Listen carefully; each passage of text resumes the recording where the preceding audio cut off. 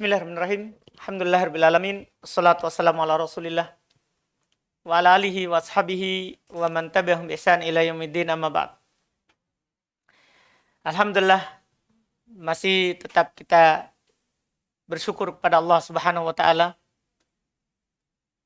atas nikmat yang Allah Subhanahu wa taala berikan kepada kita. Di hari ini kita diberikan keringanan untuk beribadah kembali kepada Allah Subhanahu wa taala. Ini malam ke-26 kita di bulan Ramadan, bulan yang tidak samar lagi keutamaannya bagi kita yang Allah Subhanahu wa taala janjikan dalam hadis, dalam Al-Qur'an, demikian pula dalam hadis Nabi sallallahu alaihi wasallam. Kita tentunya ketika menyadari kebaikan yang kita dapatkan di hari-hari ini, selalu kita bersyukur kepada Allah Subhanahu wa taala. Semoga nikmat kebaikan ini selalu dibukakan oleh Allah Subhanahu wa taala untuk kita. Di malam hari ini kita kembali melanjutkan baca kitab Majalis Syahr Ramadan karya Syekh Muhammad bin Saleh Al-Utsaimin rahimahullahu taala. Di kesempatan ini kita akan membaca majelis ke-27.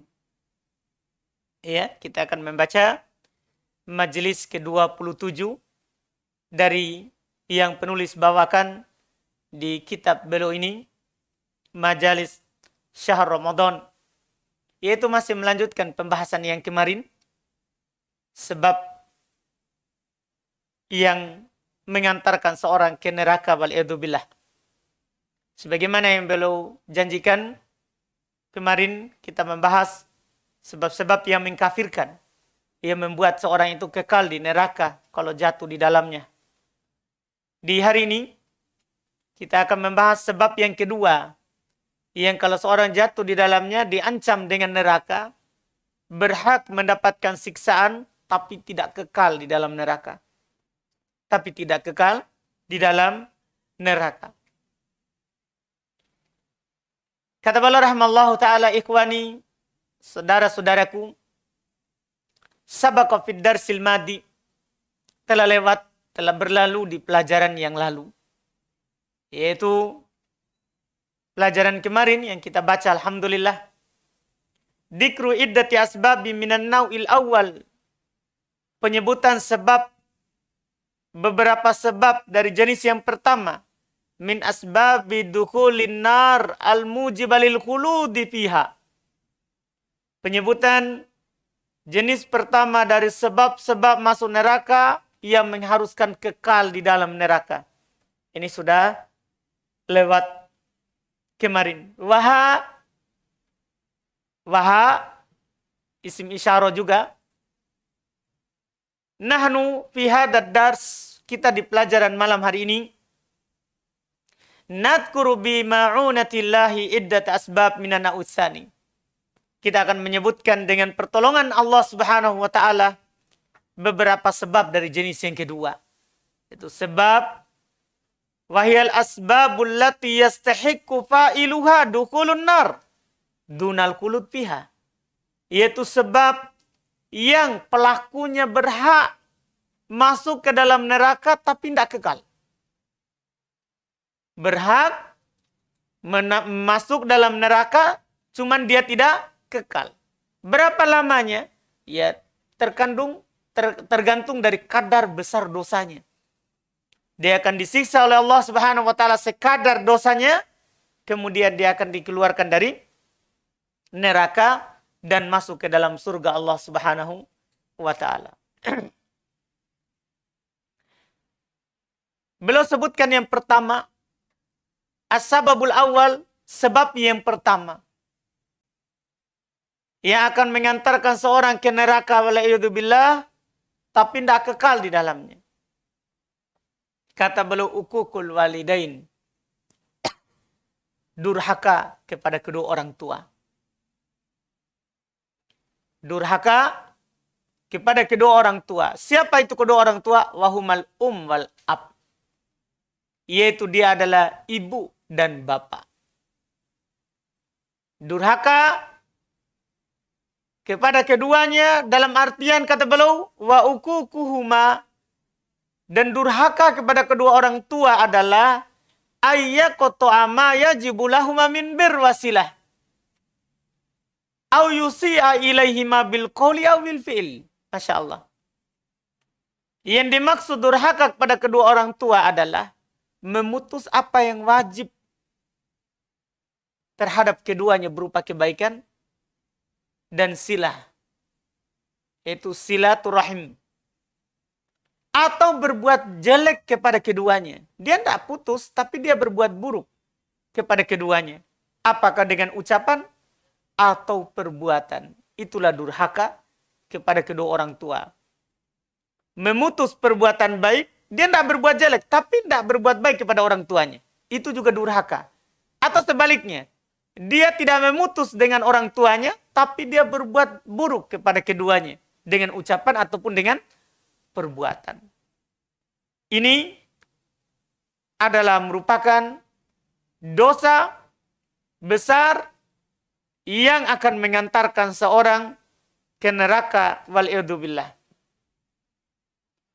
Berdasarkan dalil yang sangat banyak, di antaranya firman Allah Subhanahu wa taala, wa qada rabbuka alla ta'budu illa iyyah wa bil walidaini ihsana. Rabbmu telah menetapkan bahwasannya kalian tidak boleh beribadah kecuali hanya kepadanya. Wa bil walidaini ihsana, dan berbuat baiklah kepada kedua orang tua. Ini perintah. Kita diperintahkan untuk berbuat baik kepada kedua orang tua kita. Artinya kalau kita langgar, berarti kita langgar perintah. Bahkan perintah berbuat baik kepada kedua orang tua ini mengalahkan perintah sholat, perintah zakat. Kenapa? Karena digandengkan dengan perintah untuk beribadah kepada Allah. Lihat, digandengkan. Perintah beribadah kepada Allah dan berbuat baik kepada kedua orang tua. Demikian pula firman Allah Subhanahu wa taala, anishkurli. Digandengkan lagi nih. Anishkurli wali walidaika ilayyal masir. Hendaklah kamu bersyukur kepadaku, kata Allah. Karena dengan sebab Allah kamu ada di dunia ini. Kamu mendapatkan kehidupan. Wali walidaik, dan bersyukurlah kepada orang tuamu. Digandengkan lagi. Bersyukur kepada Allah dan bersyukur kepada kedua orang tua. Ini besarnya haknya. Besarnya haknya. Dan orang yang durhaka kepada kedua orang tua itu haram baginya surga. Haram baginya surga. Inilah kenapa dibilang dia adalah dosa yang kalau seorang jatuh di dalamnya, dia akan masuk ke dalam neraka. Kata Nabi SAW dalam hadits yang diriwayatkan oleh Imam Ahmad dan Imam An-Nasai rahimahullah, salasatun qad harramallahu alaihimul jannah. Ada 3 golongan Allah Subhanahu wa taala telah mengharamkan kepadanya surga. Ada 3 golongan Allah Subhanahu wa taala telah mengharamkan kepadanya surga. Siapa itu? Yang pertama, mudminul khamar. Orang yang kecanduan minuman yang memabukkan. Iya. Ini yang pertama. Yang kedua, wal'aquli walidayh. Orang yang durhaka kepada kedua orang tuanya. Bayangkan.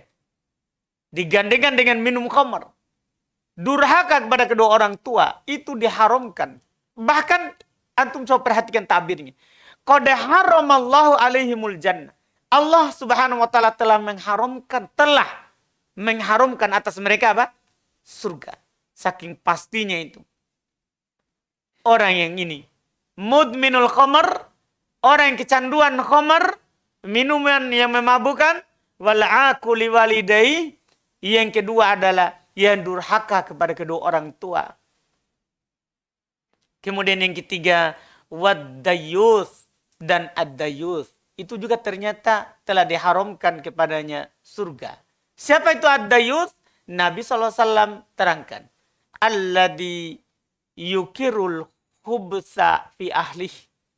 Yaitu seorang suami yang membenarkan keburukan, kejahatan, dosa dan maksiat terjadi dalam keluarganya.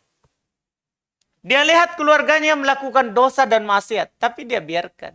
Bahkan dia dukung, dia kasih uang, dia fasilitasi. Ini namanya dayuth. Ini tidak masuk surga. Bahkan telah diharamkan baginya apa? Surga. Ini bahayanya ad-dayuth. Cuma titik poin kita bukan yang itu. Yang kedua, al-aq liwalidayh. Itu telah diharamkan padanya surga. Orang yang durhaka kepada kedua orang tuanya. Orang yang durhaka kepada kedua orang tuanya. Ini sebab yang pertama.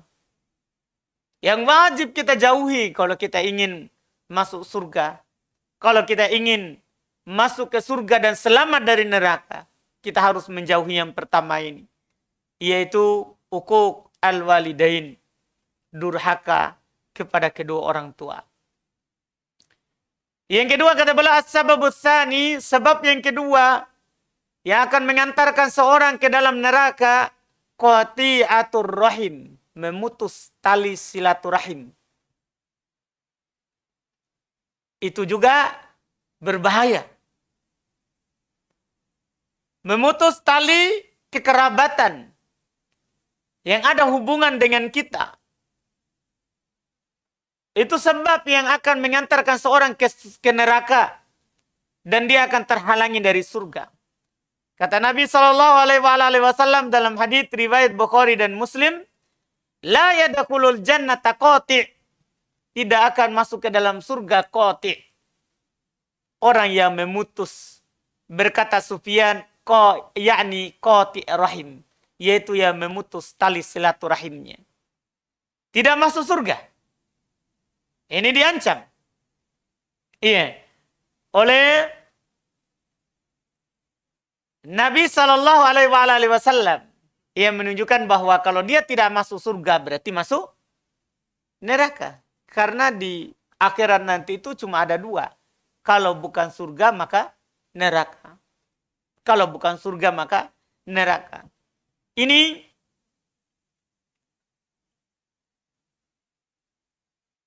sebab yang kedua. Bahkan lebih besar daripada itu, nanti di hari kiamat, Ar-Rahim itu akan berdiri. Berkata kepada Allah Subhanahu wa ta'ala,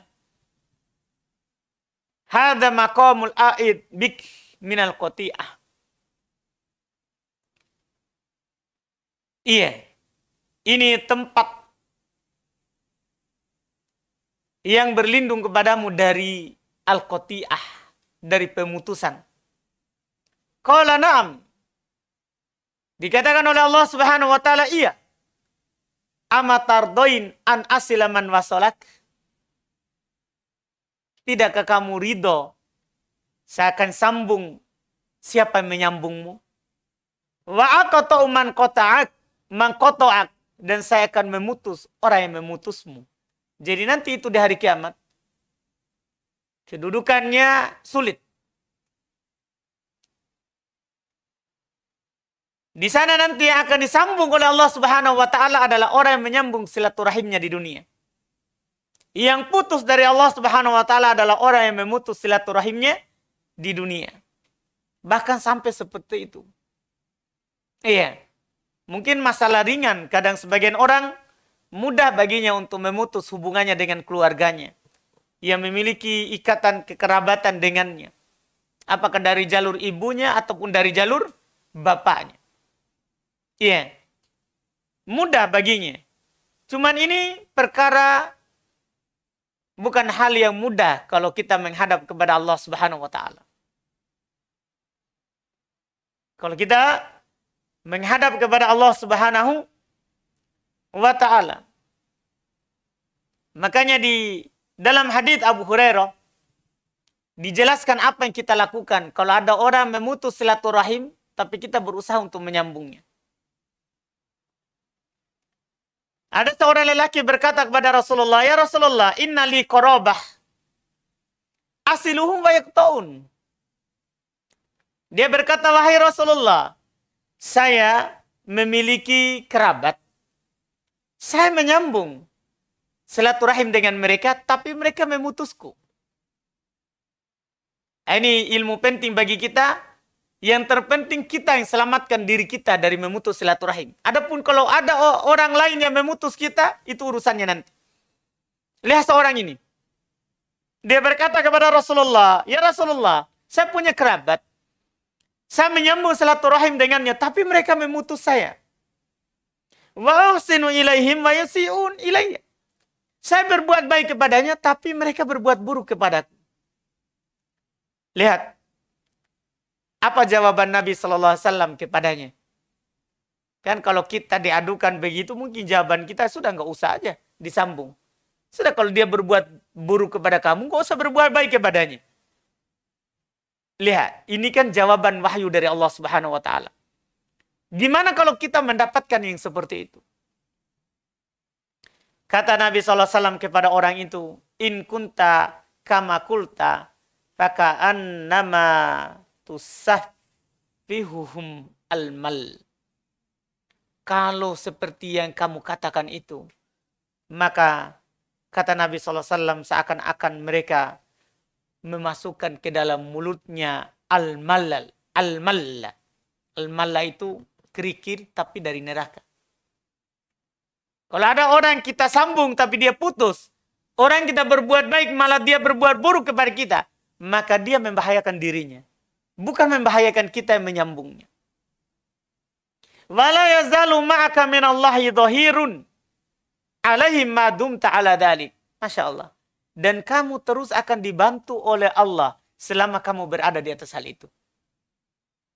Artinya, tidak usah kamu pedulikan dia memutusmu. Dia berbuat jahat kepadamu.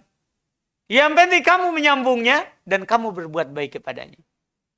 Allah Subhanahu wa Ta'ala akan selalu menolong kamu. Adapun dia, seakan-akan dia setiap kali melakukan itu, maka dia memasukkan sesuatu ke dalam mulutnya.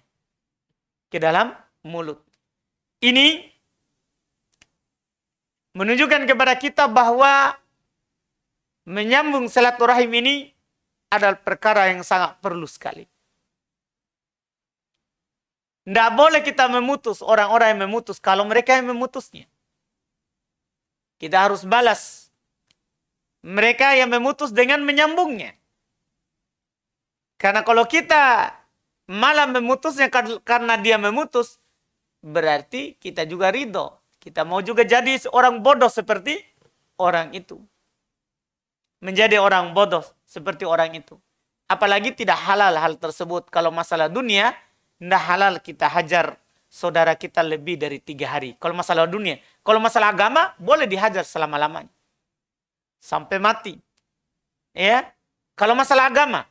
Kalau masalah dunia, tidak halal lebih dari 3 hari. Sebagaimana dalam hadis Nabi SAW. Tidak halal bagi kita menghajar saudara kita lebih dari 3 hari. Iya. Ini dalam masalah saudara secara umum. Apalagi yang memiliki apa? Ikatan kekerabatan dengan kita. Tentunya itu memiliki nilai lebih karena Allah Subhanahu wa Ta'ala yang memerintahkan kita untuk menyambung kekerabatan dengan orang yang memiliki ikatan dengan kita. Kemudian beliau berkata, sababus salit, sebab yang ketiga yang akan mengantarkan seorang ke neraka, wal'iyadzubillah, aklu riba. Memakan riba, naudzubillah. Memakan riba itu sama dengan seorang memasukkan dirinya ke dalam neraka. Diharamkan dirinya surga. Allah Subhanahu wa Ta'ala berfirman, ya ayyuhalladzina amanu la takulur riba adhafan mudha'afah wattaqullaha la'allakum tuflihun wattaqun narul lati uiddat lil kafirin wa atiullaha war rasula la'allakum turhamun. Wahai orang-orang beriman, jangan kamu makan riba berlipat ganda. Bertakwalah kepada Allah. Maka agar supaya kamu beruntung.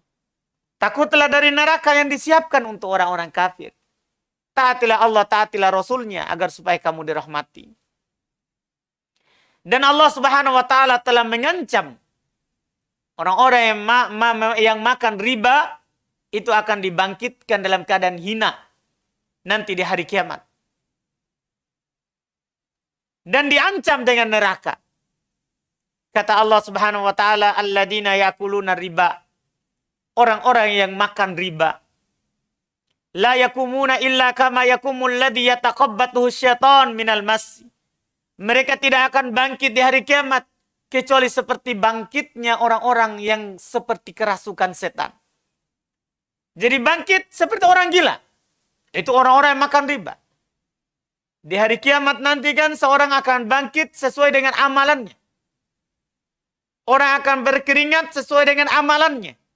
Ada yang bangkit memikul tanah. Ada yang bangkit memikul kambing, memikul sapi. Ada suaranya.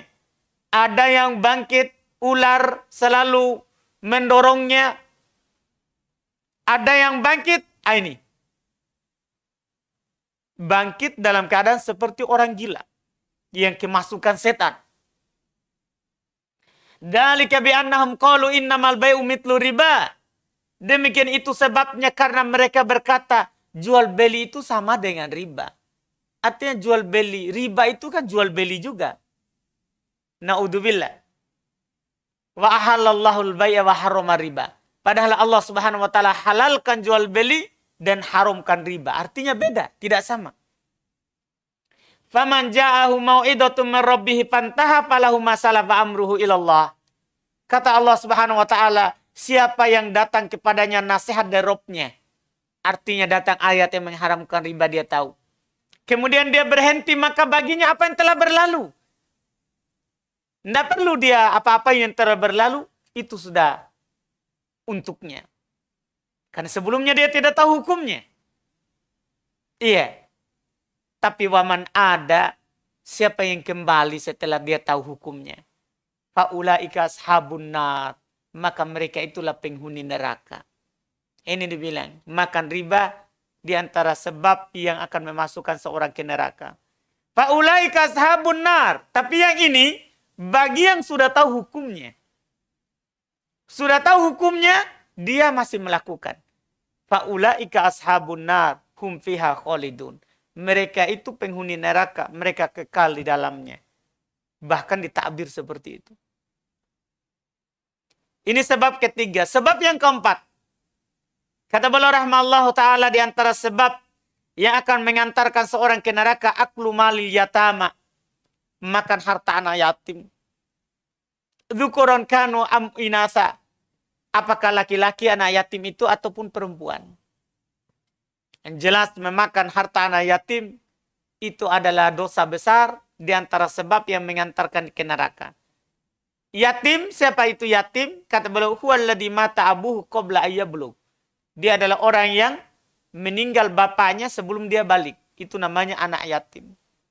Ia meninggal bapaknya sebelum dia balik. Kalau dia punya harta, maka yang mengelola hartanya kan walinya, anak yatim. Boleh dia kelola. Tapi tidak boleh dia makan. Tidak boleh dia makan karena itu hartanya anak yatim. Yang memakannya dalam keadaan dolim, maka itu diancam dengan neraka. Kata Allah Subhanahu wa taala, innal ladina yakuluna amwalal yatama dzulma innama yakuluna fi butunihim nara wa sayaslawna sa'ira naudzubillah. Orang-orang yang memakan harta anak yatim dalam keadaan dolim, sungguh tiada lain dia memasukkan ke dalam perutnya api. Dan dia akan masuk dalam api yang menyala-nyala. Ini bahaya. Orang yang makan harta anak yatim. Diancam. Akan berhak mendapatkan dan masuk di dalam sa'iro. Api neraka yang menyala-nyala. Kemudian yang kelima kata beliau. As-sababul khamis, sebab yang kelima. Syahadatuz zur, bersaksi dusta. Ternyata bersaksi dusta itu termasuk pintu menuju neraka.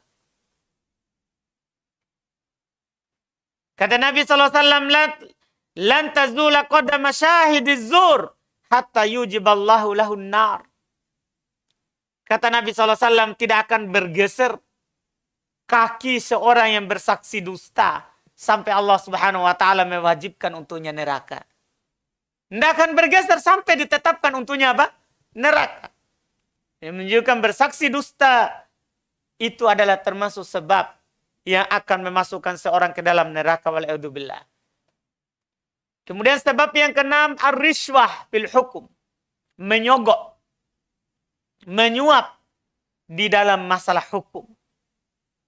Ini juga sebab masuk dalam neraka. Berdasarkan hadis Nabi SAW, ar-rashi wal murtashi finnar. Orang yang menyogok dan yang disogok. Orang yang menyuap dan yang menerima uang atau barang atau apa saja yang dipakai untuk disuap orang. Kata Nabi, ar-rashi wal murtashi finnar. Pihak pertama dan pihak kedua itu di neraka. Jadi dua-duanya di neraka. Ini dalam hadis riwayat Imam At-Tabrani rahimallahu taala. Dalam hadis riwayat Imam At-Tabrani rahimallahu taala. Kemudian sebab yang ketujuh, al-yaminul gomus, sumpah dusta. Itu juga termasuk sebab yang mengantarkan seorang ke dalam neraka, wal'iyadzubillah. Bersumpah dengan sumpah gomus. Dia bersumpah dusta untuk mengambil harta orang, untuk mendapatkan hak orang. Ini bahaya. Kata Nabi SAW, maniqatato amala akih biyaminin fajirah falyatabawwa maq'adahu minan nar. Siapa yang mengambil harta saudaranya dengan sumpah dusta, maka hendaklah dia siapkan tempatnya di neraka. Iya, bersaksi palsu untuk mendapatkan hak dari saudaranya. Itu termasuk orang yang diancam dengan neraka. Bahkan dikatakan oleh Nabi SAW, falyatabawwa, hendaklah dia persiapkan maq'adahu minan nar, tempat duduknya di dalam api neraka, wal'iyadzubillah. Ini diantara sebab yang ketujuh. As-sababut tsamin, sebab yang kedelapan, kata beliau, al-qada' bainan nasi bighairi ilmin au bijaurin au mail. Memutuskan antara manusia tapi tanpa ilmu, atau dengan tidak adil, atau ada kecondongan. Hati-hati menghukumi. Dalam menghukumi, seorang harus adil. Dan seorang harus menghukuminya di atas ilmu. Tidak boleh ada kecondongan kepada salah satunya. Ini bagi hakim, bagi qadhi, dan orang-orang yang menetapkan hukum untuk manusia. Tidak boleh ada kecondongan. Kapan dihukumi karena kecondongan? Bahaya. Itu termasuk pintu dari pintu-pintu yang mengantarkan ke neraka. Dalam hadits Buraidah Ibnul Husayb radhiyallahu ta'ala anhu yang diriwayatkan oleh Imam Abu Daud, At-Tirmidzi dan Ibnu Majah. Kata Nabi SAW, al-qudatu salasatun, wahidun fil jannah, watnan finnar. Para qadhi itu ada 3 golongan. Orang-orang yang memutuskan hukum antara manusia ada 3 golongan. 1 di surga, 2 di neraka. Hati-hati. Semua qadhi kalau mau selamat harus masuk di yang pertama. Yang di surga. Jangan masuk di yang kedua dan ketiga, karena itu neraka. Siapa mereka? Kata Nabi SAW, fa'ammal ladzi fil jannah. Adapun seorang qadhi yang akan masuk ke dalam surga, farajulun arafal haqqa wa qada bih. Seorang lelaki yang tahu kebenarannya dan dia hukumi sesuai dengan kebenarannya, kenyataannya. Ini yang di surga. Ini yang di surga. Yang di neraka, 1, kan ada 2. Wa rajulun arafal haqqa fajara fil hukum. Seorang lelaki, seorang qadhi tahu yang benarnya, tahu yang sebenarnya, tapi dia hukumi tidak sesuai dengan kenyataan. Iya, dia hukumi dengan hukum yang tidak adil. Kata Nabi, fahuwa finnar, dia di neraka. Ini yang pertama. Yang kedua, wa rajulun qadalin nasi ala jahlin, fahuwa finnar. Seorang lelaki yang memutuskan di tengah manusia tapi di atas kebodohan. Dia tidak peduli apa yang terjadi. Pokoknya dia tetapkan saja. Tidak ada ilmunya. Kata Nabi, fahuwa finnar, dia juga di neraka. Jadi ini 3 jenis qadhi. 1 di surga, 2 di neraka. Wal'idzubillah. Kemudian, kata beliau rahimallahu ta'ala, as-sababut tasi. Sebab yang ke-9. Dari sebab yang akan memasukkan seorang ke dalam neraka. Wal'idzubillah. Al-gish lirra'iyati wa adamun nusi lahum. Menipu bawahan. Tidak menasehati mereka tatkala mereka salah. Ini pintu neraka.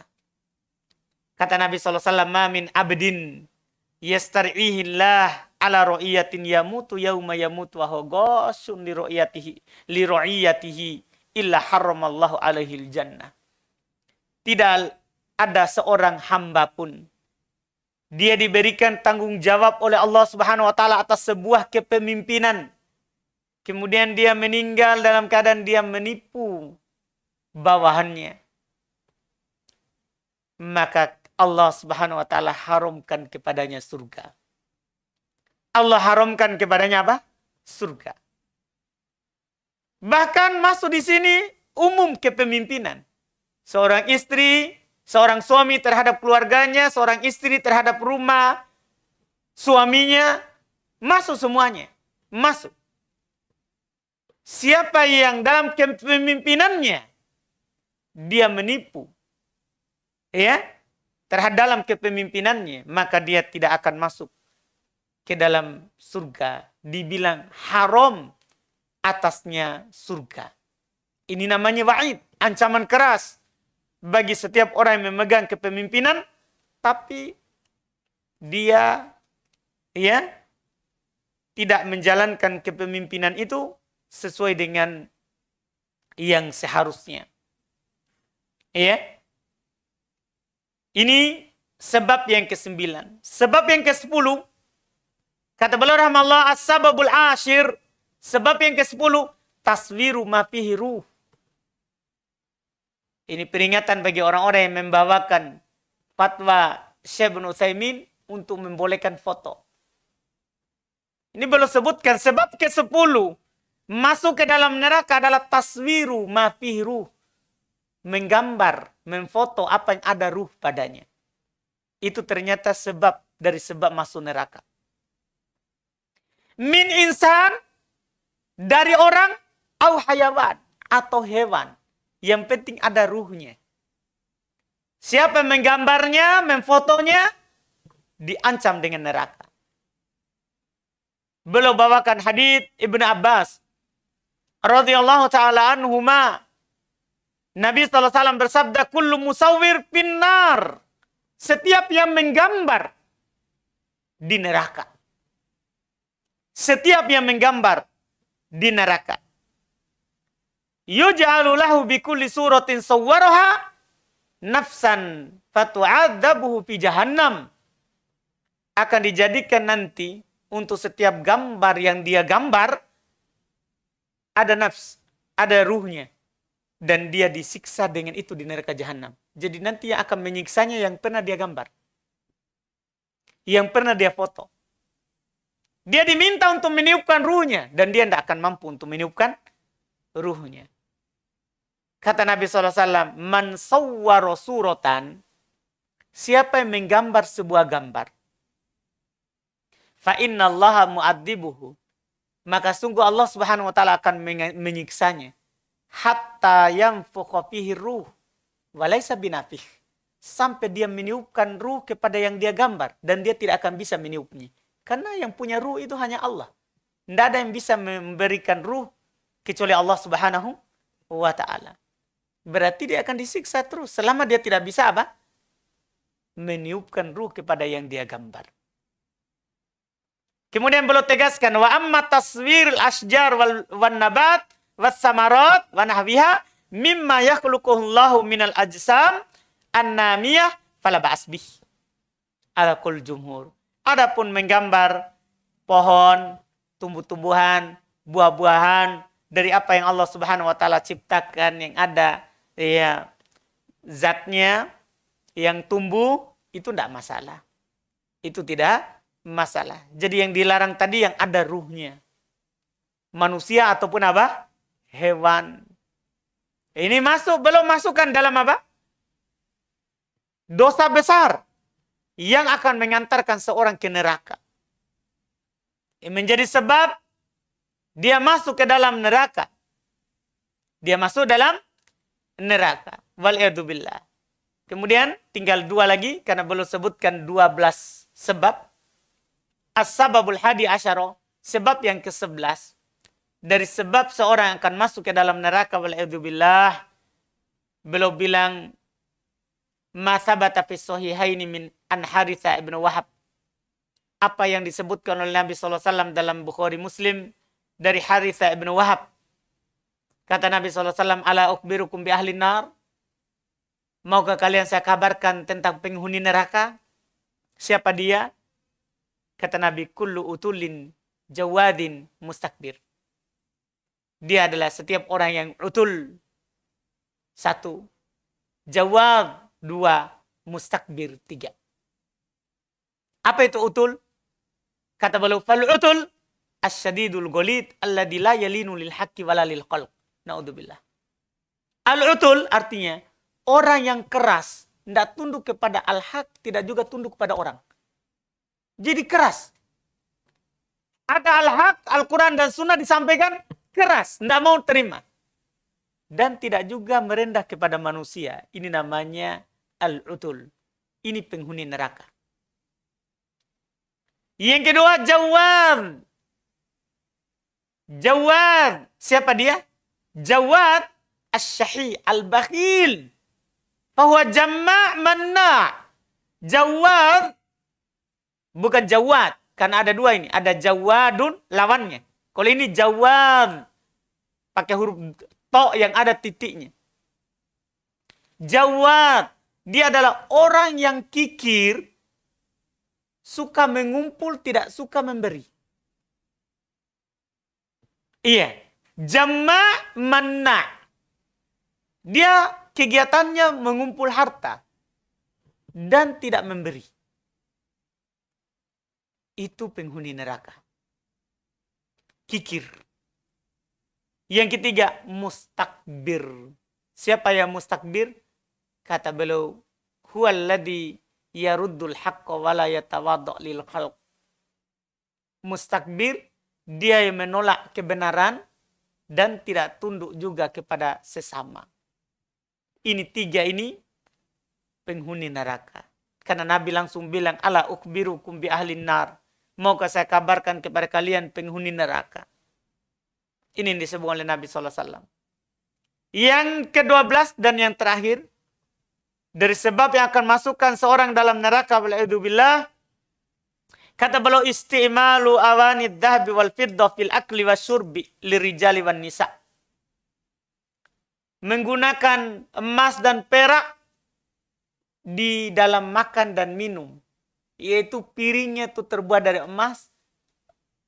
Piringnya terbuat dari apa? Perak.